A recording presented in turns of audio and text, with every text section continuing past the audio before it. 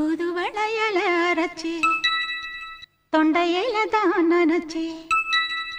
மாமன் கிட்ட பேச போற மணிக்கணக்கா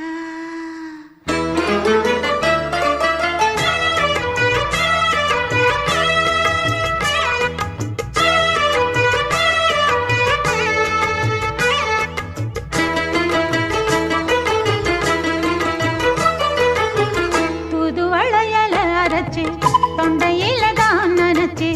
மாமன் கிட்ட பேச போற மணிக்கணக்கா